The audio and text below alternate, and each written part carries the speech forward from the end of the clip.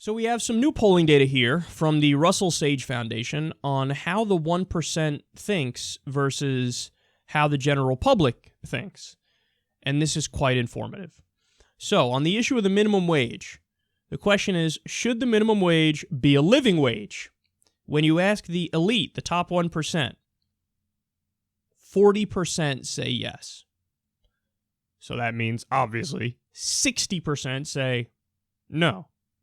When you ask the general public, 78% say yes, the minimum wage should be a living wage. There is a giant gap between what the rich want and what the American people want, what the general public wants. Okay, more. Cut Medicare, education, and highway spending. The elite, 58% of them want to do that. The general public, just 27% of them want to do that. Again, a gigantic gap there. More, the issue of universal college. 28% of the elite are for it. It's a very low number. The general public, 78%. Again, we're talking about like different breeds of human here. One actually kind of gives a shit about others and wants equal opportunity for other people. The other's like, fuck all of you. I made it to where I'm at, so you can all piss off. All right, more. Universal health care now. 32% of the elite want it, still a very low number. The general public, 61% of them want it, an overwhelming majority. And then, of course, on the issue of outsourcing. So, should we do more outsourcing?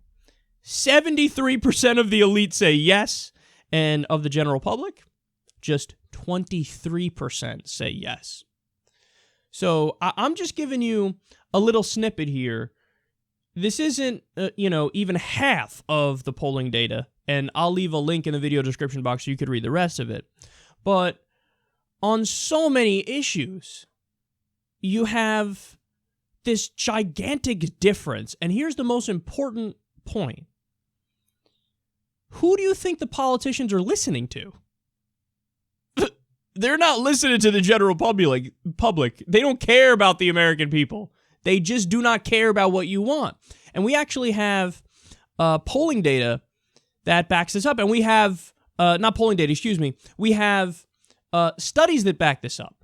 So there was a Princeton study, it was political science research, that found that there's no correlation whatsoever between what the American people want, regular people, lower middle class people, and what we end up getting. Where there is a correlation, what the rich want, what the elite want, what the corporations want, what the donor class wants, and what we end up getting implemented. So when we talk about the crisis of money in politics, this is exactly what we're referring to. And basically, all that means is, in this so-called constitutional republic and representative democracy, the government is not listening to the people. It is no longer a functioning democracy. In fact, that same study referred to the U.S. as effectively an oligarchy. That's how we function at this point. So don't expect your government to ever go in the right direction with policy unless and until we get the money out of the system. The furthest left kind of Democrat that you're going to get within the context of this system is somebody like Barack Obama, who still, half the time picks the needs of Wall Street and corporate America over those of the American people. And there's countless examples of that, whether it's the bailout, whether it's not re-regulating Wall Street efficiently, whether it's continuing to have loopholes in our tax law that benefit the rich, whether it's allowing gigantic tax avoidance and tax dodging with offshore tax havens, pushing for a trade deal that opened up even more tax havens. So this is the best you can hope for in this system. And the best we can hope for is still a disaster for the American people.